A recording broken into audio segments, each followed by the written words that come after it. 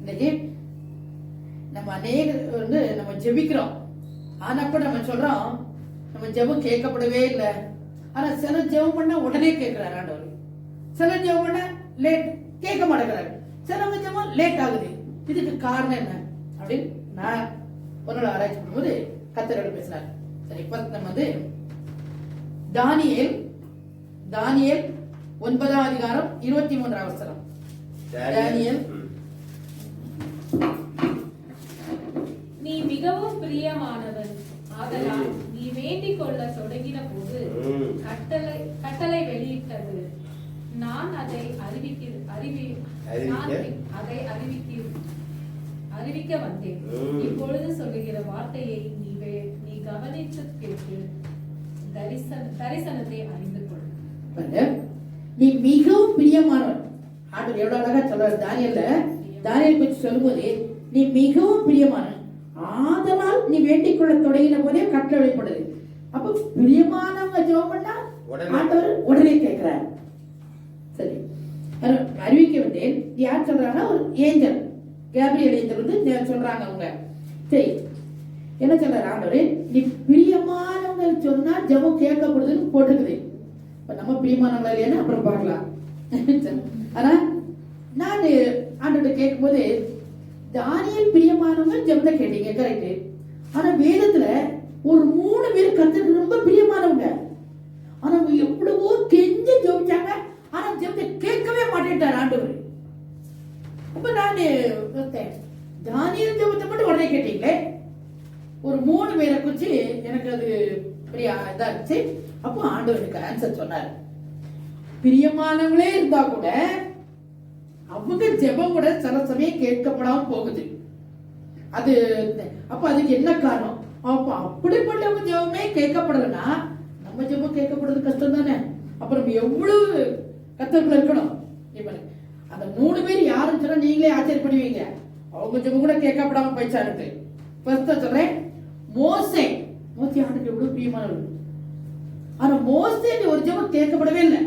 போதும் பேசாதீங்க பிடிச்சிடுறாரு ஆண்டவர். நீங்க வைத்தியங்களை சொல்லும் போது ஏன்னா ஆண்டு சொல்ல முடியும், போதும் இது எப்படி பேசாது, அந்த அளவுக்கு கோபப்பட்டு பேசுறாரு. ஒண்ணு அதெல்லாம் நம்ம தொடர்ந்து பார்க்கலாம். 2வது பாருங்க, தாவீது அவருக்கு எவ்வளவு பிரியம். தாவீது ஒரு ஜெபத்தை கேட்கவே மாட்டேன்ட்டாரு. இவ்வளவு போமா ஏசப்பாவுடைய ஒரு ஜெபத்தை கூட ஆண்டவர் கேட்க மாட்டேன்ட்டாரு. எனக்கு ஆச்சரியமா இருந்துச்சு. நீங்களே சொல்லுங்க, ஏசப்பாவுடைய ஜெபத்தை கூட ஆண்டவர் கேட்கலன்னா நம்ம எல்லாம் ஏமாத்திரம் அப்படின்னு யோசிக்கும் போது, ஜெபம் கேட்கப்படலாம் கூட இன்னும் ஆண்டவர்கிட்ட கிட்டி போகும்போது கேட்கறதுக்கான காரியம் இருக்கும். சரி, அது ஏன் அப்படின்னு சொல்லி நம்ம இப்ப பார்க்கலாம். 3 பேரை குறிச்சு நமக்கே ஆச்சரியமா இருக்கும். தாவீது எவ்வளவு ஆண்டவர் பிரியமானவர், ஜீசஸ் எவ்வளவு பிரியமானவர், ஜீசஸ் என கர்த்தரே சொல்றாரு. சரி, ஒவ்வொருத்தையா பார்க்கலாம் பாருங்க. கர்த்தருக்கு பிரியமான மோசே கர்த்தருக்கு பிரியமானவரா இல்லையா? அவ்வளவு பேர் அழைச்சிட்டு போறது அவரு ஜெபம் ஏன் கேட்கப்படல? நமக்கு பாருங்க, உபாகமம் 3ஆம் அதிகாரம். மோசே ஒரு காரியத்துக்கு ரொம்ப ஜெபிக்கிறார். ஆண்டவரே இந்த போனோம் அப்படின்னு சொல்லி, அதுக்கு ஆண்டவர் என்ன சொல்றாருன்னா, உபாகமம் 3ஆம் அதிகாரம் 25, 26, 27 பாருங்க. Deuteronomy 3rd chapter 25-26 பாருங்க. எப்படி அவருக்கு கோபம் வருது. 24 கர்த்தராகிய ஆண்டவரே, நீர் உமது அடியேனுக்கு உமது மகத்துவத்தை உம்முடைய வல்லமை உள்ள கரத்தையும் காண்பிக்க தொடங்கினீர். வானத்திலும் பூமியிலும் உம்முடைய கிரியைகள் உம்முடைய வல்லமைகளுக்கு ஒப்பாக செய்யத்தக்க தேவன் யார்? நான் கடந்து போய் யோர்தானுக்கு அப்புறத்தில் உள்ள அந்த நல்ல தேசத்தையும் நல்ல மலையும் லீபனோனையும் பார்க்கும்படி உத்தரவு கொடுத்தருளும் என்று வேண்டிக் கொண்டான். பாருங்க, நான் போய் அந்த தேசத்தை நான் பார்க்கணும். எதுல? கானான் தேசம். ஆண்டவர் என்ன சொன்னாரு? இஸ்ரவேல் ஜனங்களுக்கு செழிப்பான தேசத்தை நான் கொடுப்பேன்னு சொல்லிட்டாரு. அதுக்கு தான் இவரை கொண்டு வந்து இவர் 80 வயசுல கூட அவ்வளவு உற்சாகமா கூட்டு போய் எப்படியும் ஒரு 6 லட்சம் புருஷர்னு போட்டிருக்குது அப்படின்னு சொன்னா அவங்க ஒய்ஃபு பிள்ளைங்க, ஒரு ஆளுக்கு ஒரு குடும்பத்துக்கு ஒரு பிள்ளைனா கூட 18 லட்சம் 20 லட்சம் ஜனம் இவர் ஒருத்தரா கூட்டிட்டு போறாரு. அவ்வளவு தூரத்துக்கு கர்த்தர் அவருக்கு பராக்கிரமம் கொடுத்திருந்தாரு, வல்லமை கொடுத்தாரு. அப்படிப்பட்டவரு அந்த ஊருக்கு கூட்டு போறேன். இப்ப நான் தான் இருக்கேன், நான் உங்களை அமெரிக்கா கூட்டு போறேன்னு சொல்லிட்டு என்னை நீலாம் போகக்கூடாது அங்க என்ன ஏர்போர்ட் நிறுத்திட்டா எனக்கு தாங்குமா? என்ன பேசுறீங்க நீங்க? நான் கூட்டிட்டு வந்தேன், அவ்வளவு பெரியும் நான் தானே கூட்டிட்டு வந்தேன், நான் கூட்டிட்டு வந்தேன், என்ன உள்ள விட மாட்டேங்க, இவங்கெல்லாம் உள்ள போறீங்களே கேட்போமா இல்லையா? அதே மாதிரி மோசஸ் கதையாயிடுச்சு. இவ்வளவு 18 லட்சம் ஜனையும் கூட்டிட்டு வந்தவரு அங்க போகும்போது ஆண்டு சொன்னாரு, போதும் இதுக்கு மேல பேச மாட்டேங்கிறாரு. அப்ப எனக்கு ஆச்சரியமாச்சு, இவ்வளவு தூரம் கூட்டிட்டு வந்த ஆண்டவரு உள்ள போக கூடாதுன்னு சொல்றாரு. அதுதான் வாசிங்க என்ன சொல்றாரு? 26வது வசனம், கர்த்தரோ உங்கள் நிமித்தம் என் மேல் கோபம் கொண்டு எனக்கு செவி கொடாமல் என்னை நோக்கி, போதும் இனி இந்த காரியத்தை குறித்து என்னோட பேச வேண்டாம். எப்படி சொல்ற பாருங்க, அது அழகா வாசிக்கும் போது ஆச்சரியமாச்சு. கோபம் எனக்கு செவி, எனக்கு போதும். எப்படி போதும்? போதும் இப்படி பேச உங்க வீட்டுல போய் சொல்லுவோம்ல பிள்ளைய, பெரியவங்களை பத்தி யாரும் சொல்ல மாட்டோம், சின்ன பிள்ளை தான் சொல்லணும். போதும் போதும் இதுக்கு மேல பேசாது போதும் அப்படின்ற மாதிரி சொல்றாரு. நான் அந்த வார்த்தையை வாசிக்கும் போது அந்த அவர் என்ன டோன்ல வார்த்திருப்பாரு, அவர் என்ன டோன்ல நம்மகிட்ட சொல்லியிருந்திருப்பாரு அப்படின்னு யோசித்து பார்த்தேன். கோபமா சொல்றாரு, போதும் இது இந்த காரியத்துக்கு பேசாத. அப்ப யோசித்தேன், அப்ப எவ்வளவு கெஞ்சினாரு மோசஸ். மறுபடியும் மறுபடியும் சொல்லிட்டே இருக்கிறார், ஒவ்வொரு இடத்தையும் சொல்றாரு, நான் எவ்வளவோ கேட்டேன் எனக்கு அந்த காரணத்துக்குள்ள கொண்டு போங்க சொல்லி, ஆனா ஒவ்வொரு தடவையும் ஆண்டவர் வேண்டான்னு சொல்லிட்டாரு. அப்ப நான் யோசித்தேன், எதுக்காக வேண்டான்னு சொன்னார்? ஒரு பிரியமானவர், அவர் ஜெபத்தை கேட்டிருக்கணும் கண்டிப்பா, ஆனா கேட்கல. சரி, அதுக்கான காரணம் என்னன்னு சொல்லி பார்க்கலாம்னு சொன்னா, இவர் என்ன சொல்லிருக்காரு, எக்ஸோடத்துல 17 அதிகாரத்துல இவங்க காரியஸ் பண்ணல, அந்த தண்ணி தண்ணி தாகமா இருக்கு, தண்ணி இல்ல சரி எல்லாம் மோசடி போய் கம்ப்ளைண்ட், மோசடி எங்களுக்கு தண்ணி இல்ல, நாங்க வானாதத்தை கிடைக்கிறோம். உடனே ஆண்டோட்ட போய் எந்த ஒரு காரியத்துக்கும் மோசஸ் உடனே ஆண்டோட்ட கேட்டுப்பாரு, ஆண்டோரே இப்ப எங்க ஜனங்களுக்கு தண்ணி இல்ல, நான் என்ன பண்ணிட்டோம், 18 லட்சம் ஜனத்துக்கு மேல இருக்கிறாங்க தண்ணி இல்ல, பண்டை அது பாறை கண்மனுக்கு அதை போய் வச்சு நினைச்சு பேசுனாரு. போனாரு, முதல்ல சொல்லி அடினாரு, அடிச்சாரு, தண்ணி வந்துருச்சு, தண்ணி வந்து எல்லாம் குடிச்சாங்க. திரும்ப 2வது அடிச்சாரு, அந்த கண்மலை ஜீசஸ் போய் நின்னுட்டாரு, கர்த்தர் போய் நின்னுட்டாரு, இப்ப பேசுனாரு. இவர் கோபம் ஜாஸ்தி, தண்ணியில் இருந்த ஜனங்க. நமக்கு வீட்லயே அப்படிதான், நம்ம வீட்டுல நம்ம ஏதாவது வீட்டுக்குள்ளயோ ஏதோ சண்டை இருக்குன்னு வச்சுக்காங்களேன், நம்ம சண்டையில கோபத்துல இருக்கும் போது இந்த பிள்ளைங்க ஏதாவது அடிக்கிற மாதிரி நமக்கு எப்படி கோபம் வருது, அந்த மாதிரிதான் எனக்கு தெரிஞ்சிச்சு. மோசத்துக்கு என்ன கோபம்னா, ஜனங்க வந்து பயங்கரமா மோசத்துக்கு தண்ணி இல்ல, இது வராதுக்கு கொண்டது, எங்களுக்கு அங்க வெள்ளரிக்காய் இல்ல, இஞ்சி இல்ல, பூண்டு இல்ல, கத்திட்டு கிடக்குறாங்க, வெங்காயம் இல்லன்னு கத்திட்டு இருக்காங்க. மோசஸ் நான் ஒருத்தனா மாட்டிக்கிட்டேன்னு அவருக்கு வேற. அந்த டைம்ல போய் இந்த தண்ணியே இல்லன்னு ஓடி போறாரு, ஆண்டவரே தண்ணியே இல்ல ஆண்டவரே அப்படின்னு. ஏற்கனவே ஒரு இடத்துல தண்ணி இல்லைன்னு சொல்லும் போது என்ன சொன்னார் ஆண்டவரே, அந்த மலையை 2 அடி அடிச்சா தண்ணி வருனாரு, மலை அடிச்சு தண்ணி வந்துச்சு. உடனே அவர் பார்த்தாரு, ஆண்டவரே தண்ணியே இல்ல ஆண்டவரே, இந்த ஜனங்க பெரிய தொந்தரவு பண்றாங்க. இப்ப ஆண்டவர் கொஞ்சம் மாத்திட்டாரு பேச்ச. அந்த கண்மலை பேசுனார், அந்த கண்மலை பேசி, ஏன்னா அந்த கண்மலை அவர் நின்றுட்டு இருக்காரு, ஆண்டவர் நீ கண்மலை பேசி தண்ணி வர்றாரு. இவர் பயங்கர கோபம், அந்த பேசுன்றது அவர் சரியா கேட்டுச்சோ இல்லையோ தெரியல, நேரா போறாரு, 2 அடி அடிச்சாரு. அடிச்சோடனே ஆண்டவர் கோபம் வந்துச்சு, கொஞ்சம் நிறுத்து, ஏன்னா கண்மலை மேல கத்து நிக்கிறாரு. அடிச்சோடனே ஆண்டவர் கோபம் தெரிஞ்சாரு, என்ன ஜனங்களுக்கு என்ன மகிமைப்படுத்துறல, நான் சொன்னது தண்ணி வந்துச்சு. அப்ப என்ன சொல்றாரு, நான் என்ன சொன்னேன், நான் பேச சொன்னேன், நீ என்ன பண்ண, அடிச்ச, என் பேச்ச கேட்க. என்னங்க தப்பு இருக்குதுல, எனக்கு பார்த்தா தப்பு மாதிரி தெரியல, ஏன்னா அதுக்கு மேல பயங்கர தப்பு எல்லாம் நம்ம பண்ணிக்கிறதானே. ஒரு வார்த்தை கீழ்ப்படிதலன்னு அவர் என்ன சொல்றாருன்னா, நீ என் பேச்ச கேட்கல, அதனால நீ உள்ள போக மாட்டேன்றாரு. ஏன்னா நான் என்னோட எப்போ பயமா இருக்கு, உங்க பக்கத்துல வர்றதுக்கே பயமா இருக்கு. திருப்பி நம்ம பாடுங்க, ஒரே ஒரு வார்த்தை நீ பேசுன்னு சொல்லிட்டு அடிச்சாரு. உன என்ன சொல்றாரு, நீ என்ன பேசுன்னு அடிச்சல, இனி அந்த இடத்துக்கு போகவே மாட்டேன் சொல்லிட்டு என்ன சொல்றாரு பாருங்க, 32 அதிகாரம் உபாகமும் 32 அதிகாரத்தை சொல்றாரு பாருங்க. உபாகமும் டியூட்டானமி, அவர் பேச்சு கேட்கலையா, சொன்ன பேச்சுக்கு கீழ்ப்படியல, அதனால நீ அந்த காரணத்துக்குள்ள போக மாட்டேன். அப்புறம் இந்த ஒரு சின்ன காரியத்தை பெருசா ஆண்டு கோவப்படுறாரு. நம்மகிட்ட எவ்வளவு கோவப்படுறாரு, பயமா இருக்கு, உங்ககிட்ட வர்றதுக்கே பயமா இருக்குன்னு சொல்றாரு. பாருங்க அவர் என்ன சொல்றாரு, 50 அதிகாரம் 32 அதிகாரம் 50வது வசனம். கர்த்தருடைய கட்டளையை மீறினார். நீங்கள் சீன் வனாந்தரத்தில் உள்ள காதேசிலே மேரிபாவின் தண்ணீர் சமீபத்தில் இஸ்ரவேல் புத்திரருக்குள்ளே என்னை பரிசுத்தம் பண்ணாமல் அவர்கள் நடுவே என் கட்டளைகளை மீறினதினால் உன் சகோதரனாகிய ஆரோன் ஓர் என்னும் மலையில் மரித்து என் ஜனத்தாரிடத்திலே சேர்க்கப்படுவது போல நீயும் ஏறப்போகிற மலையிலே மரித்து என் ஜனத்தாரிடத்தில் சேர்க்கப்படுவாய்.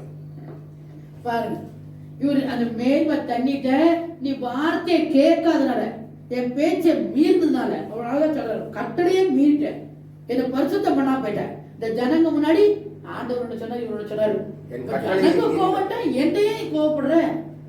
நம்ம கூட கடவுள் மேல நிறைய கோவிச்சுக்கோம்ல, நம்ம வீட்டுல ஏதாவது பிரச்சனை சரி கடவுளே வேண்டாம் அப்படிங்கிறோம். அந்த மாதிரி சொல்றாங்க, நீ எங்கேயோ கோவிச்சுட்டு ஏன் என்னையே கோவப்படுற, நான் உன்னை பேசுன்னு சொன்னேன், நீ அடிச்சேன், தப்பு. சின்ன விஷயத்துக்கு சொல்றாரு, நீ என் விஷயத்துல அந்த மேரிபா தண்ணி விஷயத்துல கீழ்ப்படியாதனாலையும் என் கட்டளையை மீறினாலையும் நீ அந்த ஊருக்கு போக மாட்டேன்றாரு.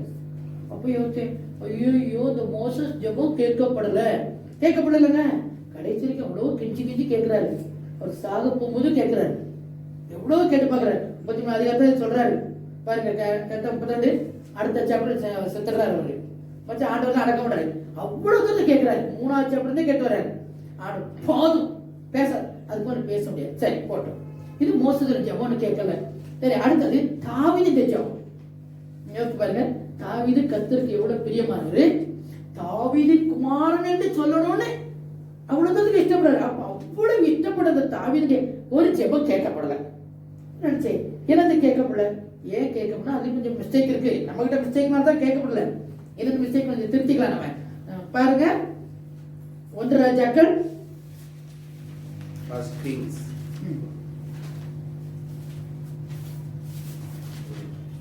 சாரி 2 சாமுவேல் 12 அதிகாரம் 13 வசனம் 14 வசனம் பாருங்க.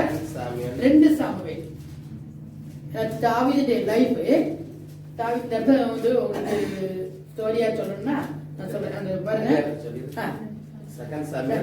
சாமுவேல் 12 அதிகாரம் 2 சாமுவேல் 12 அதிகாரம் 13 14 இந்த வசனம் பார்த்தீங்க. நான் அதுக்கப்புறம் உங்களுக்கு அந்த சம்பவத்தை என்னன்னு சொல்றேன். நான் 13-14. அப்பொழுது தாவீது நாத்தானிடத்தில், நான் கர்த்தருக்கு விரோதமாய் பாவம் செய்தேன் என்றான். நாத்தான் தாவீதை நோக்கி, நீ சாகாதபடிக்கு கர்த்தர் உன் பாவம் நீங்க செய்தார். ஆனாலும் இந்த காரியத்திலே கர்த்தருடைய சத்துருக்கள் தூஷிக்க நீ காரணம் இல்லாத இருந்தபடியினால் உனக்கு பிறந்த பிள்ளை நிச்சயமாய் சாகும் என்று சொல்லி நாத்தான் தன் வீட்டிற்கு போய்விட்டான். பாருங்க, அதுல முதல்ல சொல்றாரு,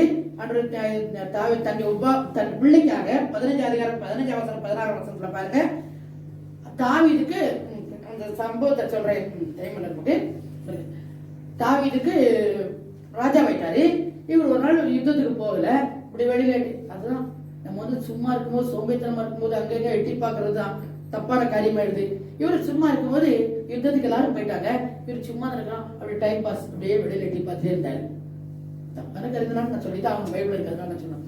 இப்படி பார்த்துட்டே இருந்தாரு. அப்படி வெடிக்கும் ராஜா அரண்மனை எவ்வளவு பெரிய உப்பரிங்க மேலிருந்து அப்படியே பார்த்தா ஊரே தெரியுது, ரொம்ப நல்ல ஊரே தெரிஞ்சு. இப்படியே பார்த்துட்டு அங்க பார்த்தா ஒரு அம்மா குளிச்சுட்டு இருந்தாங்க. இவருக்கு சும்மா இருக்க முடியல, பார்த்தாரு, இந்த அம்மா அழகா இருக்கு, உடனே ஒரு ஒய்ஃப் ஆக்கிட்டாரு. அது பாவம் ஆண்டர். அப்ப அழகா ஆண்டர் கேட்கிறாரு, என்ன கேட்கிறானா, நான் உனக்கு எவ்வளவு கொடுத்துருக்கேன். ஆண்டர் ஐயோ, ஆண்டர் சொல்றாரு, நான் உனக்கு என்ன வேணும் கூட தருவேன். பாருங்க, 7ஆம் வசனம் வாசிங்க. 12 அதிகாரத்துல 2 சாமுவேல் 12 அதிகாரம் 7வது வசனம்.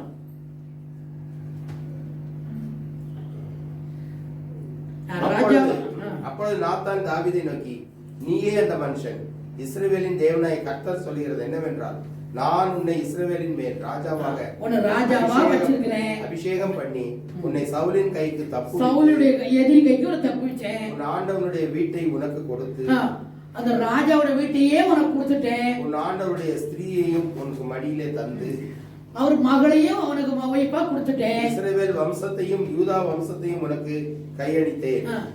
இந்த ரெண்டு ராஜ்யத்துக்கு நீ ராஜாவாயிட்ட.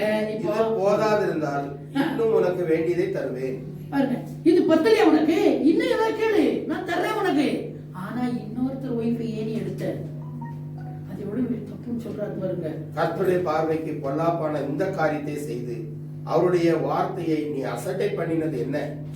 ஏத்தினாகிய உரியாவை நீ பட்டயத்தால் மடிவித்து அவன் மனைவியை உனக்கு மனைவியாக எடுத்துக்கொண்டு அவனை அம்மோன் புத்திரனின் பட்டயத்தாலே கொன்று போட்டாய். இவன் தப்பு செஞ்சுட்டு தப்பா மறைக்கிறதுக்கு ஒரு வைஃப் அவங்க ஹஸ்பண்டே கொண்டுட்டாரு. ஆனா இது உலகத்துக்கு தெரியாது, வெளியே தெரியாது. ஆனா ராஜாவுக்கு கல்யாணம் ஆகி ஒரு குழந்தை பிறந்துச்சு. பார்த்தாரு அந்த அம்மா, சரி என்ன செய்யறதா, ஹஸ்பண்ட் இருந்தாங்க, கல்யாணம் பண்ணாங்க. ஒரு பையன் பிறந்தான். பிறந்தோடனே அந்த பையன் சிக்காயிட்டான். சிக்கான உபவாசம் பண்ணி கஷ்டப்பட்டு பாருங்க, எவ்வளவு அழகா கண்ணீர் விட்டு உபவாசம் போட்டு ஜெபம் பண்றாரு, பயங்கரமா ஜெபம் பண்றாரு. 16வது வசனம் வாசிங்க. தான் பிள்ளைன்னு தனக்கு அடிச்சுக்கிறது அவருக்கு. அப்பொழுது தாவீது அந்த பிள்ளைக்காக தேவனிடத்தில் பிரார்த்தனை பண்ணி உபவாசித்து உள்ளே போய் முழுவதும் தரையிலே கிடந்தான். ஒரு பாய் சாப்பாடு உள்ள தண்ணி குடிக்கல, பாச்சை போட்டு அப்படியே சோமாக்கு. ஆனா ஆண்டு விடுவாரா பாருங்க. 18வது வசனம். 7ஆம் நாளில் பிள்ளை செத்து போயிற்று. பிள்ளை செத்து போயிற்று என்று தாவீது ஊழியக்காரர் அவனுக்கு வந்து 7 நாள் பாத்தி போட்டு ஜோகம் பண்ணி ஒரு சொட்டு தண்ணி கூட குடிக்கல, கண்ணீருண்டு பிள்ளைக்கு அழுது அழுது அழுது அப்படியே பாத்தி போட்டு ஜோகம் பண்ணாரு. ஜோகம் பண்ண பார்த்தா ஜனங்களே பயந்தாங்க. கடைசி பிள்ளை செத்துருச்சு. இப்ப செத்து போச்சுன்னு சொல்லிட்டா ராஜா என்ன பாரு, பிள்ளை சிக்கா இருக்கும் போதே ஒரு உபவாசம் பண்ணிட்டு இருந்தாரு, சாப்பிடாம உட்காந்தாரு, கஷ்டப்பட்டாரு. இப்ப இந்த பிள்ளை செத்து போச்சே, இது எப்படி சொல்றது அப்படின்னு பயந்தாங்க. ஆனா இவரு என்ன எல்லாரும் என்னமோ பேசுறீங்க, என்ன பேசுறீங்கன்னு. ராஜா எப்படி சொல்றது, உள்ள போயிடுச்சு, பயந்து போயிடுச்சாங்க. போயிடுச்சா, சரி விடுங்க, கவலை இவ்வளவு அசால்ட் எடுத்துட்டாரு. ஏன்னா தன்னை தப்பு ஒரு உணர்ந்தார் பாருங்க. அது அழகா சொல்றாரு, செத்து போச்சா, சரி படம் போனாரு, மூத்த கொண்டாரு, கையை குளிச்சாரு, ரெடியானாரு, சாப்பாடு வைங்கன்னா சாப்பிட்டாரு ஒரு பாட்டுக்கு. எல்லாம் ஆச்சரியப்படுறாங்க பாருங்க. அப்போது தாவீது தரையை விட்டு எழுந்து ஸ்நானம் பண்ணி 29 வாசிக்கலாம். 19 வாசிங்க. தாவீது தன் ஊழியக்காரர் ரகசியமாய் பேசிக் கொள்ளுகிறதை கண்டு பிள்ளை செத்து போயிற்று என்று அறிந்து தன் ஊழியக்காரரை நோக்கி, பிள்ளை செத்து போயிற்றோ என்று கேட்டால் செத்து போயிற்று என்றார்கள். அப்போது தாவீது தரையை விட்டு எழுந்து ஸ்நானம் பண்ணி எண்ணெய் பூசிக்கொண்டு தன் வஸ்திரங்களை மாற்றி கர்த்தருடைய ஆலயத்தில் பிரவேசித்து பணிந்து கொண்டு தன் வீட்டுக்கு வந்து போஜனம் கேட்டான். அவன் முன்னே அதை வைத்த போது புசித்தான். பாருங்க, எல்லாரும் பயந்தாங்க. ஆனா இவர் என்ன சொல்றாரு, நான் தப்பு பண்ணிட்டேன். ஏன்னா நாத்தான் வந்து சொல்லிட்டாரு, நீ எவ்வளவு பெரிய தப்பு பண்ண, உனக்கு இன்னும் வேணும். ஆண்டவர் சொல்றாரு, உனக்கு இன்னும் வேணும், எத்தனை பிள்ளைங்க வேணும் வச்சுக்கோ, ஒய்ஃபா வச்சுக்கோ, மறுமனையா வச்சுக்கோ. ஆனா இன்னொருத்தர் ஒய்ஃபையா எடுத்த, அது இன்னொரு பாவம் அவ எடுத்தது.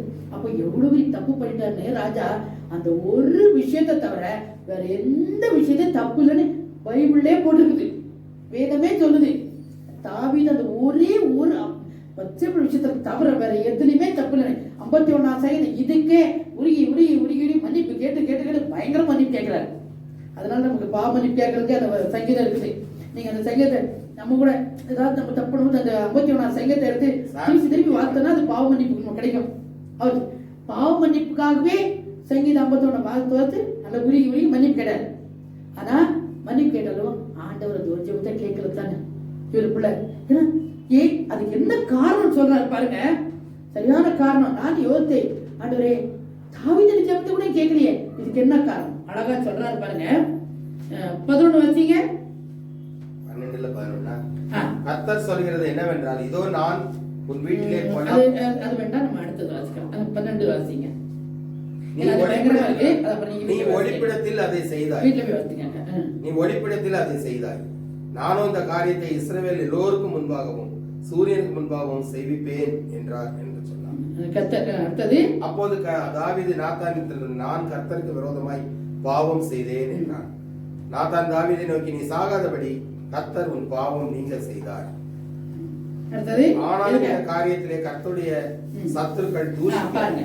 ஒண்ணு எதுக்கு கர்த்தருடைய சத்துருக்கள் முதல் காரியம் என்னது? நீ கர்த்தனாவது பரிசுத்த குலைச்சலாகிட்ட, நீ கடவுளுடைய பிள்ளை, நீ கிறிஸ்தவ பிள்ளை. இவருக்கு கிறிஸ்தவ தப்பு பண்ணா யார சொல்றாங்க தெரியுமா? யாரு கேட்டு பாருங்க. இந்துக்கு எவ்வளோ தப்பு பண்றாங்க, எத்தனையோ ஜனங்க தப்பு பண்றாங்க, யார் யாரோ தப்பு பண்றாங்க. ஆனா ஒரு கிறிஸ்தவங்க அப்படின்னு தப்பு பண்றாங்க, அவங்க பேர் கிறிஸ்தவ பேரா இருந்தா அவ்வளவுதான். கிறிஸ்தவங்க இந்த சர்ச்சை சேர்ந்தவங்க தப்பு பண்ணிட்டாங்க, ஒரு இடத்துல போட்டுடுறாங்க, டவுன் அடிச்சு போடுறாங்க. எவ்வளவு கேவலம். இது யாருக்கு? அந்த கிறிஸ்துவுக்கு. அதான் சொல்ற ஆண்டவர் பாருங்க, இந்த காரியத்திலே கர்த்தருடைய சத்துருக்கள் தூஷிக்க நீ காரணமா இருந்தபடினால் உனக்கு பிறந்த நீ கர்த்தருடைய சத்துருக்கள்னா இப்ப யார தூஷிக்கிறாங்க? அவ்வளோ பெரிய ஆளு, அவன் ஜோம் பண்ண உடனே கேக்குது, அவன் கடவுளுடைய பிள்ளைன்றாங்க, அப்படி பண்றாங்க. கடைசியில பாருங்க இப்படி தப்பு பண்ணிட்டாங்க பாருங்க சொல்றாங்கல்ல. அப்ப எவ்வளவு பெரிய மோசமான காரியம். சரி, யார சொல்றாங்க? தாவீதை சொல்றல. இந்த கிறிஸ்தவங்க பாருங்க, இந்த தாவீதை பாருங்க, ஆண்டவர் பிள்ளையா. நம்மளதான் எல்லாரும் குற்றம் சொல்லுவாங்க. நம்ம என்ன செய்யறோமோ உடனே கூட நம்மள சொல்லிடுவாங்க. அப்ப ஆண்டவர் சொல்றாரு, இது யார் பேர் கெடுது? ஆண்டவர் பேர் கெடுது. அதான் சொல்றாரு ஆண்டவர், முதல்ல என் நாமத்தை பரிசுத்த குலைச்சல் ஆக்கிட்டேன். ஏன்னா நீ கிறிஸ்தவன் பேர் வச்சு, நீ கடவுளுடைய பிள்ளைன்னு பேர் வச்சு, உன்னுடைய ஆசை நான் சொல்ல படிச்சு. ஆனா என்னாச்சு? அங்க தப்பு பண்ணிட்டேன், பரிசுத்த குலைச்சல் ஆயிடுச்சு. ரெண்டாவது காரியம் கர்த்தர், ரெண்டாவது சத்துருக்கள் தூஷிக்கிறது ஆயிடுச்சு. இப்போ உடனே செய்தி பரவிடும். இப்ப சத்துருக்கள் சொன்ன தாவீது பேர் தப்பு பண்ணிட்டான், தாவீது தூஷிக்கிறது ஆயிடுச்சு. அடுத்தது பாருங்க, இந்த காரியத்திலே கர்த்தருடைய சத்துருக்கள் தூஷிக்க நீ காரணமா இருந்தபடினால் உனக்கு பிறந்த பிள்ளை நிச்சயமாய் சாகும் என்று சொல்லி நாத்தான். இப்ப என்ன சொல்லுங்க தெரியுமா? கிறிஸ்தவங்க எல்லாம் தப்பு பண்ணுவாங்க, அப்புறம் மன்னிச்சு அழுது ஜோம் பண்ணுவாங்க, உடனே ஆண்டவர் மன்னிச்சிருவாரு. அவங்க இங்க தப்பிட்டே போவாங்க, இங்க ஆண்டவர் மன்னிச்சுட்டே போவாருன்னா அப்ப அந்த ஆண்டருக்கு என்ன மரியாதை இருக்கு? அப்ப கடவுள் நாம கேடுது. அதான் சொல்றாரு. அப்போ கர்த்தருடைய பிள்ளைங்க சின்ன காரியமோ பெரிய காரியமோ தப்பு தப்பு தான். ஆனா ஒரே ஒரு காரியம் தான், நம்ம போய் ஆண்டவர்கிட்ட மன்னிப்பு கேட்கும்போது மட்டாய் தண்டிக்கிற தேவன். நம்ம செஞ்ச தப்புக்கு பயங்கர அடி விழுந்திருக்கணும். இவர் முதலே மன்னிப்பு கேட்டிருக்கணும். தப்பு பண்ணிட்ட உடனே மன்னிப்பு கேட்கணும். அது மன்னிப்பு கேட்கல, அது குழந்தை பிறந்துச்சு. இப்ப சாகும் போது ஐயோ நான் தப்பட்டேன் மன்னிப்பு கேட்கறாரு, உபவாசம் போடுற, ஜெபம் பண்ற, கண்ணீர் விடுறாரு. ஆனா என்ன செய்ய? என்ன சொல்றாரு? நான் இந்த பிள்ளைய வச்சேன்னு என்ன சொல்லுவாங்க? ஓ இப்படி அடுத்தடுத்து தப்பு பண்ணலாம் போல, அவங்க ஆண்டு மன்னிப்பாரு போல வருமா இல்லையா? கடவுள் நாம கெடும். அப்ப இந்த பாடம் நமக்கு ஒரு படிப்பனை, கத்தோலிக்க படிப்பனை. நம்ம நினைச்சுக்கிறோம் ஆண்டவரை மன்னிப்புனா சரியா இருக்கும். நானே அடிக்கடி சொல்வேன், ரெண்டு பேரும் ஜீசஸை காட்டி கொடுத்தாங்க பாருங்க. யூதாசும் காட்டி கொடுத்தான், பேதுரும் மறுதளிச்சாங்க. ஐயோ இயேசுவா, எனக்கு தெரியவே தெரியாது, சத்தியமா சொல்றேங்க எனக்கு சொன்னாரா இல்லையா? ஈதனரே சேவர் 2 தடவை குறை 3 தடவை மறுதளி பண்ணார். 2 பேர் தப்பு பண்ணாங்க. இவரும் மறுதளி. ஆனா யூதாரசனரே உடனே போய் ஜீசஸ் என்ன மன்னிச்சிருங்க கேட்கல. அந்த ஒரு அது பிராக்டிக்கல்ல வரல. அந்த மன்னிப்பு கேட்கிற மனசு நேர போய் ஆண்டவரை சிரிச்சாரு, குற்ற உணர்வு. ஆனா அதே பேதுரு என்ன பண்ணாரு? போயிட்டு என்ன மன்னிச்சிருங்க ஆண்டவரே, நான் தப்பு மனம் கசந்து அழுதோடனே ஆண்டவர் மன்னிப்பு கொடுத்தாரு. கொடுத்தாரு. உன்னால சாத்தா கேட்கறான், சொலவுனால புடைக்க கேட்கறான்னு சொல்லி கேட்டு ஆண்டு சொல்றாரு, சாத்தா தூக்கி போ பார்த்தா நீ மன்னிப்பு கேட்டு கடவுள்கிட்ட வந்துட்டேன். அப்ப அவர் மூலமா ஒரு சபையை கட்டி இன்னைக்கு ரோம்ல இருக்குல்ல, ஏன்னா பீட்டருடைய எலும்பு வச்சு ஒரு சபையை கட்டி உண்மையில சபையை கட்டி இன்னைக்கு அவ்வளவு பெருசா கிடைக்கிறாங்க. அப்போ சொல்ற ஆண்டவரே மன்னிப்பு கேட்கும் போது ஆனாலும் பனிஷ்மெண்ட் எப்படி கிடைச்சிச்சு? ஜீசஸ் மாதிரி நினைக்கா தலைகளை இல்ல தலைகளை சிலுவைய வச்சாருங்கன்றாரு. இவரே பனிஷ்மெண்ட் வாங்கிட்டாரு. ஆனாலும் பெரிய பாடு பிரச்சனை போராட்டத்துல வந்தாரு. அப்ப இன்னைக்கு நம்ம கூட நம்மள மன்னிக்கிற தேவன். ஆனா மன்னிச்சுட்டோம், அப்படியே மன்னிச்சா என்ன செய்வாரு? எல்லாரும் அவங்க தப்பு மேல தப்பு பண்ணுவாங்க, கொள்ளையடிப்பாங்க, பரிதானம் வாங்குவாங்க, எல்லாம் பண்ணுவாங்க. அப்புறம் ஆண்டவரை பண்ணிடுவாங்க. அவங்க ஆண்டவர் மன்னிச்சிருவாரு.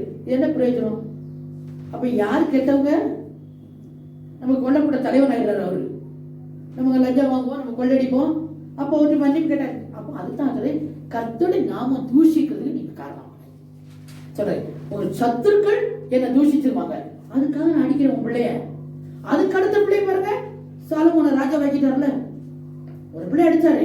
ஆனா அதே மாதிரி மோசத்து கூட இடத்த கொடுக்க மாட்டேன்னு சொன்னாரு, அந்த ஊரை பார்க்க விட மாட்டேன்னு சொன்னாரு.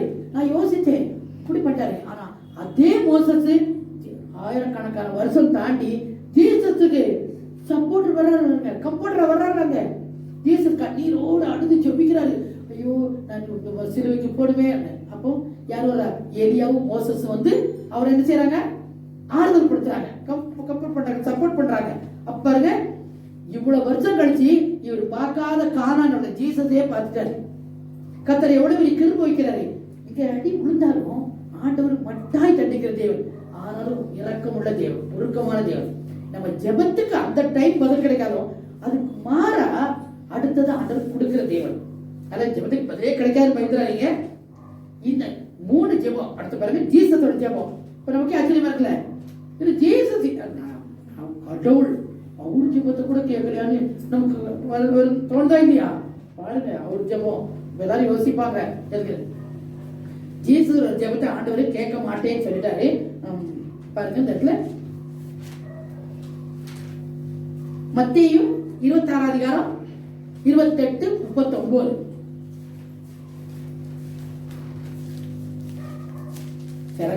கொஞ்சம் மட்டும் பார்த்துட்டு மத்தேயு 26 அதிகாரம், மேத்யூ 26 chapter 28, 38, 39. மத்தேயு. அப்போது அவர், என் ஆத்மா மரணத்துக்கு ஏதுவான துக்கம் கொண்டிருக்கிறது, நீங்கள் இங்கே தங்கி என்னோட கூட விழித்திருங்கள் என்று சொல்லி சற்று அப்புறம் போய் முகங்குப்புற விழுந்து, என் பிதாவே, இந்த பாத்திரம் என்னை விட்டு நீங்க கூடுமானால் நீங்க எப்படி செய்யும், ஆயினும் என் சித்தத்தின்படி இல்ல உம்முடைய சித்தத்தின்படியே ஆகிறது. இது ஒரு ஜெபம் பண்றார் ஜீசஸ், ஒரு ஜெபம் பண்றார். ஏன்னா சிலுவையில மரிக்க போறது ஆண்டவர் விதிச்சுட்டார் அவருக்கு, இதா சொல்லிட்டார். இப்ப சிலுவை மரணம் வந்துருச்சு, பண்டிகை நம்ம போனோம். அப்ப அவருக்குள்ள ஒரு பயம். நிறைய பேர் சொல்றாங்க, அவர் எங்க ஜீசஸ் சிலுவையிலே அறையப்படல, அவர் கடவுள் இறங்கி வந்துட்டாரு, வேற அதெல்லாம் பேச்சுக்கே இடம் இல்லை. அதனால தான் அந்த வசனத்தை போட்டிருக்காரு. பயப்படுறாரு. எப்படி பயப்படுறாரு? ஆவியில் பயப்படுறாரு. பயந்து என்ன சொல்றாரு? ஐயோ இது மரணத்துக்கு ஏதுவான துக்கம், எப்படின்னா மரணத்துக்கு ஏதுவான துக்கம் கொண்டிருக்கு என் மனசு. அப்ப நீங்க யோசிச்சு பாருங்க, மரண பயம் அவருக்கு இருந்திருக்குது. அப்போ ஜீசஸ் செஞ்சிருக்க அந்த மரண பயத்துல அவ்வளவு தூரம், ஆண்டவரே இது வேணுமா, நான் கண்டிப்பா இது போடுமா, கடைசி வரை ஒரு கேள்வி இருக்குல்ல. ஏன்னா ஒரு பயம், நான் கண்டிப்பா சில அறியப்படணுமா, பயமா இருக்கு. அது எனக்கு ஆச்சரியமா இருந்துச்சு. மரணத்துக்கு ஏதுவான துக்கம் கொண்டு இருக்குதான். அப்போ மரண பயம். அதுல பாருங்க, ஒரு இதுல மரண பயம் சொல்லிருக்காரு. அடுத்தது பாருங்க, மார்க். இவர் இத்தனைக்கும் மத்திய 4 அதிகாரத்தை சொல்லிருக்காரு, 3 அதிகாரத்துல இவர் என்னுடைய நேசகுமாரன், இவர் நான் பிரியமா இருக்கிறேன் சொல்லிருக்காரா? பிரியமானவர்கள். ஆனா பாருங்க, மார்க் 14 அதிகாரம் 33 பாருங்க, திகில், பயம், வியாகுலம். மார்க் 14:33.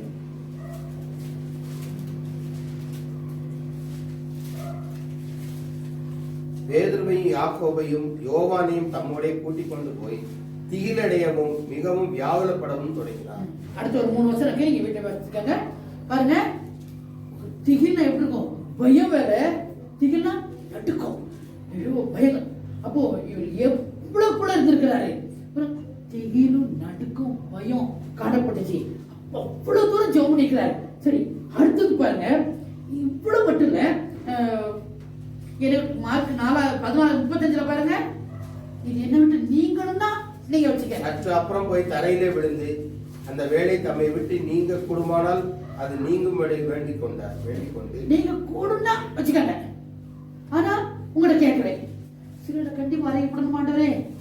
சரி, ஓகே, அது விட்டுலாம்னா நீங்க சொல்லுங்க ஆண்டவரே.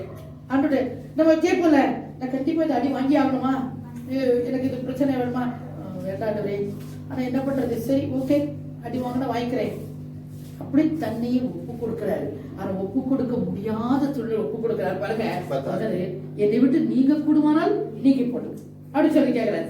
அடுத்து பாருங்க, அப்போ சிலுவத்தை அடுத்து லூக்கா 22:44 பாருங்க, வேர்வை அழுது அழுது அழுது ஜோமணி கண்ணீர்ல என்ன செய்தான், அப்படியே வேர்வை ரத்தமா வருது. பாருங்க, லூக்கா 22 அதிகாரம் 44 வசனம். அவர் மிகவும் வியாகுலப்பட்டு அதீன ஊக்கத்தோடு ஜெபம் பண்ணினார். அவருடைய வேர்வை துளியால் தரையிலே விழுந்தது. வேர்வை ரத்த துளியால் தரையில விழுந்துச்சு. அந்த அளவுக்கு வேதனையோட ஜெபம் பண்றாரு. ரத்தம் எல்லாம் வர அளவுக்கு நம்ம எல்லாம் கண்ணீருக்கு ஜெபம் பண்ணுவோமா? நம்ம எல்லாம் அந்த அளவுக்குலாம் நம்ம ஜெபத்துல கண்ணீர் வந்திருக்குதா? ஒரு பையன் எக்ஸசைஸ் பண்றேன்னு பண்ணா, அந்த வாட்ஸ்அப்ல வந்துச்சு, எக்ஸசைஸ் பண்றேன்ட்டு அதான் என்னமோ சொல்றீங்களே, என்னது நம்ம கூட்டிட்டு என்னமோ பண்றாங்களே, ஜிம்மா இது என்னமோ பண்றாங்களே, அப்படி அந்த பையன் பாரு பாரு அப்படியே கண்ணே தான், அப்படியே கண்ணு ஓவர் ஆயிடுச்சு. டமார் அடிச்சா பாருங்க, அப்படியே செத்தே போயிட்டான் அந்த பையன். நான் எங்க தீ பிடிச்சியோப்பா வானாயா அந்த மாதிரி ஓவரெல்லாம் பண்ணாத, அதாவது பிராக்டிஸ் பண்ணி வந்திருக்கணும். அவன் படக்குன்னு பண்ணிட்டான் போச்சு பாருங்க. அவன் கூட ரத்தம் சிந்திரமாத்துல ஹார்ட்டே வெடிச்சிச்சானா அவனுக்கு. அப்போ அந்த அளவுக்கு நெய்வத்தி அந்த பையனுக்கு ஜீசஸ் அழுதுருக்காரு. ஆனா சாகல ஜீசஸ் அந்த இடத்துல ரத்தம் துளி வந்திருக்கு. அந்த அளவுக்கு வேர்வை எப்படிங்க ரத்தமா வரும்? அப்ப நம்ம எவ்வளவு ஹீட்டு, நம்ம பாடி எந்த அளவுக்கு விட்டு கொடுத்துருக்குது, ரத்தம் வர அளவுக்கு விட்டு கொடுத்துருக்கோம். அவ்வளவு வேதனை, வேர்வை ரத்தத்தை பெருந்த தரையில விழுந்துச்சு. அந்த அளவுக்கு. ஆனா 4 காஸ்பல்லையும் ஒன்னொன்னு போட்டுருக்காங்க. மத்தேயில கொஞ்சம் போட்டுருக்காங்க, மார்க்ல கொஞ்சம் போட்டுருக்காங்க. ஒவ்வொருத்தர் ஒரு அவங்க வந்து ஜீசஸுடைய நிலைமையை பார்த்தீங்கன்னா சீசர் அவருடைய நிலைமையை பார்த்து இவங்களுக்குள்ள என்ன தோணுது, அப்ப அந்த மாதிரி, அப்ப அந்த அளவுக்கு அவர் வியாகுலப்பட்டிருக்காரு, வேதனைப்பட்டிருக்காரு, கண்ணீர் விட்டிருக்காரு, அப்படி சுச்சிருக்காரு. கடைசியில பாருங்க, ஆனா இத்தனை ஜெபம் யாருக்காக தெரியுமா? இவர் எப்படி கடவுள் தான், நான் போட்டுதான் போட்டோம். ஆனா யாருக்காக? நான் சீசரை விட்டுட்டு போறேனே ஆண்டவரே, என் நம்புற பிள்ளைய விட்டுட்டு போறேனே, எனக்கு அப்புறம் இந்த சீசர் பின் வாங்கிடுவாங்களோ, எனக்கு அப்புறம் இந்த சீசர் எப்படி இருப்பாங்களோ, இல்ல இந்த சீசர் அடிச்சிருவாங்களோ, அதுதான் கேட்கறேன். என்னத்தானே பிடிக்க வந்தீங்க, அப்ப இவங்களை விட்டுருங்க, சீசரை விட்டுருங்க. பாருங்க யோவான் 17ஆம் அதிகாரம் ஃபுல்லும் நீங்க வீட்டுல பார்த்தீங்கன்னா தெரியும். யோவான் 17:1-26 வசனம் இருக்குது. எதுக்கு சொல்ற தெரியுமா? ஏன் சீசர்கள், ஏன் சீசர்கள், இந்த சீசர் என்ன செய்வாங்க? அவர் சொல்றாரு, ஆண்டவரே நீங்க கொடுத்த சீசர்கள் இவங்களை காப்பாத்திருங்க, இவங்களை பத்திரமா வச்சுக்காங்க, நான் இவங்களுக்காக தான் கவலைப்படுறேன். நீங்க அடுத்தடுத்து சீசருக்காக சொல்லி சொல்லி சொல்லி, அப்ப சீசன் எவ்வளவு அன்பா இருந்திருக்காரு. அப்ப சீசருக்கு அந்த பாடலை அனுபவிச்சிருக்காரு, அந்த கஷ்டத்தை அனுபவிச்சிருக்காரு.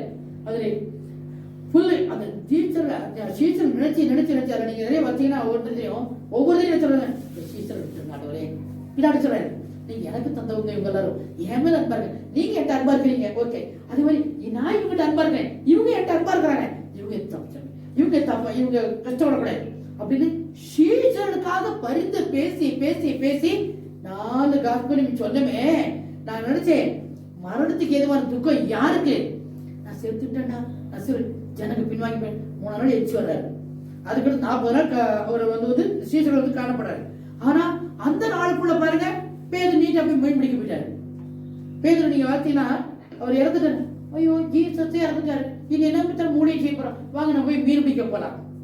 உடனே சீக்கிரம் மீன் பிடிக்க போனாங்க. அங்க மீன் பிடிச்சி கரையிற வந்து ஆண்டர் பார்த்தாரு, நீட்ட கறி போட்டு மீனை சுட்டு வச்சு மீன் பிடிக்க போனீங்க, வாங்க வாங்க நானே மீன் சுட்டு வச்ச கேர் கொடுத்தாரு. அதை சாப்பிட்டோடனே கண்ணு தெரிஞ்சிச்சு அவங்களுக்கு, நல்லா இருந்துச்சு, உற்சாகம் வந்துச்சு. அப்புறம் சொன்னாரு, கொஞ்சம் வெயிட் பண்ணுங்க, பரிசுத்தாவி உங்ககிட்ட வரும்போது நீங்க பலனடைவீங்க, அப்படி நீங்க சாட்சியா இருப்பீங்க. அது வரைக்கும் இந்த பரிசுத்தாவி வர்ற வரைக்கும் சீசன் தான் வியாகுலம். அப்ப சீசன் நம்மளை குறிச்சு வியாகுலம். அப்ப இப்ப யோசிச்சு பாருங்க, 3 வீட்டு ஜெபம் கேட்கப்படல, கேட்கப்படலன்னா கூட மோசஸ் ஜெபம் கேட்கப்படல. ஆனா அந்த பூமியில அவர் பார்க்கல. ஆனா பரலோகத்துல ஆண்டவர்கிட்ட உட்காந்துட்டாரு. வந்து ஆயிரக்கணக்கான வருஷம் கழிச்சு ஜீசஸ் பிறந்த பிறகு வந்து எட்டி பார்க்கிறாரு. எங்க எல்லா உலகத்தையும் பார்த்துட்டு உலகம் முழுசு பார்த்தாரு, அந்த காணானையும் பார்த்திருப்பாரு, அன்னைக்கு பார்க்காத காரணம் பார்த்திருப்பாரு. ஜீசஸோட வந்து உட்கார்ந்து ஜீசஸ் ஆறுதல் படிச்சுட்டு அழகா பாரு. அப்ப எவ்வளவு பிளேஸ் அங்க கொடுத்துருக்காரு. அப்ப ஜீசஸ் மோசஸ்க்கு பிளேஸ் கிடைச்சிட்டா இங்க உள்ள ஜெபம் கேட்கப்படல. ஆனா நம்முடைய ஜெபம் கூட கேட்கப்படல நம்ம நினைச்சா கூட கத்த நமக்காக ஒரு ஆசீர்வாதம் வச்சிருக்காரு. நான் ரொம்ப நாள ஜெபம் பண்றேன், அந்த ஜெபத்தை ஆண்டவர் கேட்கவே இல்லைன்னா ஒருவேளை இந்த உலகத்துல நமக்கு பாடுகள் கொஞ்ச நாள், ஏன்னா நம்ம கண்ணீர், கஷ்டம், வேதனை, வலி, இதெல்லாம் இந்த உலகத்துல எனக்கு பாடு. ஆனா எனக்கு ஒரு உலகம் வச்சிருக்காரு, அந்த உலகத்துல நான் கண்டிப்பா இருப்பேன். சரி, மோசஸ்க்கு அப்படியாச்சு. தாவீது ஜெபம் கேட்கப்பட பிள்ளையெல்லாம் செத்துச்சு. ஆனா இடத்துல அங்க போய் சொல்றாரு, தாவீதின் மகன் நான் சொல்லுவேன். அவ்வளவு பிரியப்படுறாரு. யாரும் நம்ம எல்லாம் சொல்லுவோம் ஏசப்பா பிள்ளைனுவோம். ஆனா ஏசப்பா சொல்லி நான் தாவீதுக்கு மகன் நானு. அப்போ அவர் அப்பாவா ஏத்துக்கிற அளவுக்கு தாவீதை எவ்வளவு தூரத்துக்கு அவர் வச்சிருக்காரு. அவர் அவ்வளவு பிரியமா இருந்திருக்கிறாரு. அப்ப இங்க இந்த சின்ன குட்டி ஜெபம் கேட்கப்பட்டவர் பெரிய மேன்மையான ஆசீர்வதிக்கப்பட்டார். அதே மாதிரி ஜீசஸ் கூட அந்த சில அறையணுமா வேணுமா அறையணுமா வேணுமா ரொம்ப கண்ணீரோடு வேதனைப்பட்டு கஷ்டப்பட்டாரு. சீசர்கள் காப்பாடு. ஆனா இன்னைக்கு கிறிஸ்துவத்தை அழிக்க முடிஞ்சிச்சா? யாரும் அழிக்க முடியாது. அன்னைக்கு நேற்று ஒரு செய்யும் கின்னீஸ் புக்ல பைபிள் தான் இடம் விட்டுருந்தான். ஏன்னா உலகத்திலேயே அழகா உலகத்திலேயே அதிகமா பிரிண்ட் ஆன புக்கு பைபிள் தானா. அப்புறம் 1700 மில்லியன் கூட நிறைய லாங்குவேஜ்ல டிரான்ஸ்லேட் பண்ணப்பட்டதும் பைபிள் தானா. அப்போ அன்னைக்கு அவர் ஜெபம் கேட்கப்படுற இன்னைக்கு அந்த சிலுவையில வெற்றி சிறந்ததுனால இன்னைக்கு கேட்கப்படுது. அதனால நம்முடைய ஜெபம் கூட நம்ம கேட்கப்படலன்னு நீங்க நினைக்காதீங்க. உங்களுடைய ஜெபம் எவ்வளோ கேட்டேன், என் ஜெபத்தை கேட்கலையாண்டவர் எவ்வளவு கேட்டேன், கவலைப்படாது. இந்த உலகத்துல அவனை கேட்கல, உன்னை மேன்மை மகிமையை நான் வச்சிருக்கேன். கண்டிப்பா உங்களுக்கு ஒரு நம்ம நினைக்கிறோம், ஐயோ நான் குளிக்கல விட போறேன், அந்த குழி வரைக்கும் தாங்க நம்ம போவோம். விடமாட்டாரு, தூக்குவார். நான் நிறைய என் லைஃப்ல நான் பார்த்துருக்கிறேன். செத்துட்டோம் நினைக்கும் போது ஏமா நீ அபிஷேகம் பேசுறேனே நெகட்டிவ் சொல்ற, இந்த பாரு நான் இருக்கிற தூக்குறது, நாங்க போறேன்னா எனக்கு தூக்குற சான்ஸ் கிடைச்சிருக்காரு. அப்ப நான் இந்த படுகொலிக்கிட்ட போகும்போதா, பிரச்சனைக்குள்ள போகும்போதா, கண்ணீர்ல போகும்போதா என் ஆண்டவர் தூக்குறத நான் உணர்றேன். நான் இல்லைன்னா அந்த கண்ணீர் இல்லைன்னா எனக்கு ஆண்டவர் தூக்குவார் இல்லையா? ஐயோ போங்க ஆண்டவரே நான் கீழே விழுந்துட்டேன்னா அப்ப நீயே போடுவாரு. ஆனா அதே ஓகே ஆண்டவரே கர்த்தருடைய சொல்ல கேட்டு ஆண்டவர் பேச்சை கேட்டு நம்ம முன்னேறி போயிட்டே இருக்கும்போது பிரச்சனை வரும்போது அழகா நம்மளை தூக்கி சமைப்பாரு. அப்போ அவர் நம்மளை தூக்கி சமைக்கிற அனுபவம் சூப்பரா இருக்கும். நீங்க அந்த அனுபவத்தை உங்க வாழ்க்கையில கண்டுபிடிங்க. நான் அனுபவிச்சிருக்கிறேன். அப்போ கர்த்தர் தூக்கி சமக்கக்கூடிய அனுபவத்தை நமக்கு தருவார். எப்போ நம்ம ஜெபம் கேட்கப்படேன்னு கவலைப்படாதீங்க. கேட்கப்படாத ஒரு ஜெபம் இருக்குன்னா அதுக்கு பின்னாடி ஏதோ ஒன்று இருக்குன்னு அர்த்தம். கர்த்தர் ஆச்சரிப்பார். இப்போ மூணு பேருடைய ஜெபம் கேட்கப்படல. ஆனா நெக்ஸ்ட் உங்களுக்கு கேட்கப்படுற ஜெபம்னா எப்படி பண்ணணும்? அதே தானியேல் ஜெபம் ஏன் கேட்கப்படுச்சு? தானியேல் ஜெபம் உடனே கேட்கப்படுச்சுல, அதை வச்சு அடுத்த வார்த்தை பேசலாம். கர்த்தர் ஆச்சரிப்பார். உங்களுக்கு புரிஞ்சிருக்கும்னு நினைக்கிறேன். ஹல்லேலூயா. கர்த்தர் நாமத்துக்கு ரத்தம் ஜெயம், ஆஹா ரத்தம் ஜெயம், ஓ ரத்தம் ஜெயம், கல்வாரி இயேசுவின் ரத்தம் ஜெயம், காருண்ய தேவனின் ரத்தம் ஜெயம், கல்வாரி இயேசுவின் ரத்தம் ஜெயம், காருண்ய தேவனின் ரத்தம் ஜெயம், ரத்தம் ஜெயம், ஆஹா ரத்தம் ஜெயம், ஓ ரத்தம் ஜெயம், கல்வாரி இயேசுவின் ரத்தம் ஜெயம், காருண்ய தேவனின் ரத்தம் ஜெயம், கல்வாரி இயேசுவின் ரத்தம் ஜெயம், காருண்ய தேவனின் ரத்தம் ஜெயம், விடுதலை தருகின்ற ரத்தம் ஜெயம்,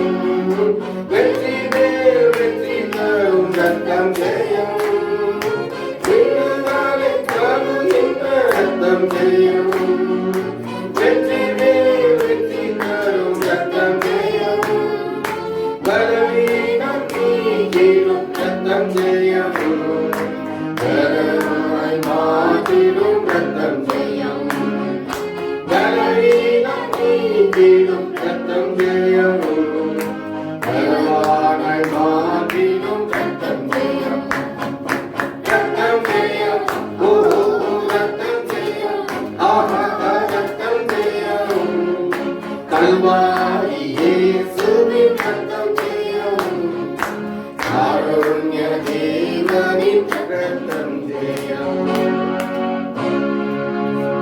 பரிசுத்தமுள்ள பிதாவே உமக்கு நன்றி ஸ்தோத்திரம் செலுத்துகிறோம். இப்பொழுதுமாய் உங்களுடைய பிள்ளைகள் பரிசுத்த பந்தியில பரிசுத்தமாய் பங்கு பெற கிருபை செய்தியில் உங்களுக்கு ஸ்தோத்திரம்.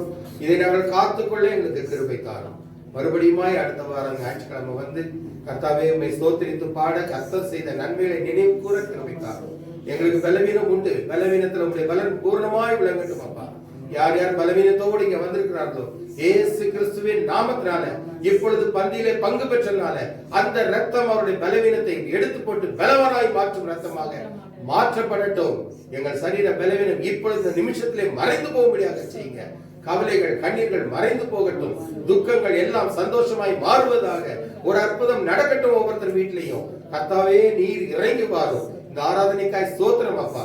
உம்மை துதிக்கிறோம், உம்மை நாங்கள் உயர்த்துகிறோம். நீர் ஒருவரே தெய்வம் என்று உம்மை விடாதபடி கெட்டி பிடித்துக் கொள்ள நீர் கிருபை தாரும். ஒவ்வொரு நாளும் வேதத்தை வாசிக்கவும் ஜெபிக்கவும் கிருபை தாரும்.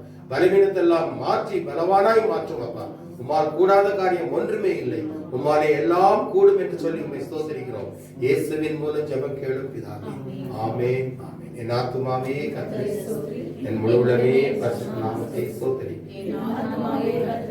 கர்த்தர் செய்த சகல உபகாரங்களை நம்முடைய கர்த்தராகிய இயேசு கிறிஸ்துவின் கிருபையும் தேவனுடைய அன்பும் பரிசுத்த ஆவியானவர் ஐக்கிய சமாதான சந்தோஷம் நம் அனைவரோடு கூட விசேஷமாக இன்றைய தினத்துல ஆலயத்துக்கு வந்து தங்களை ஒப்பு கொடுத்து கர்த்தாவே ஒரு புதிய மனுஷனாக மாறுபடியாக கர்த்தருடைய பந்தியிலே பங்கு பெற்று செல்கிற உங்களுடைய பிள்ளைகள் அனைவரோடும் கூட கர்த்தருடைய கிருபை வல்லமை வழி நடத்துதல் என்றும் என்றும் எப்பொழுதும் கர்த்தராகிய இயேசு கிறிஸ்து வரும் மட்டும் இருப்பதாக. ஆமென். அல்லேலூயா.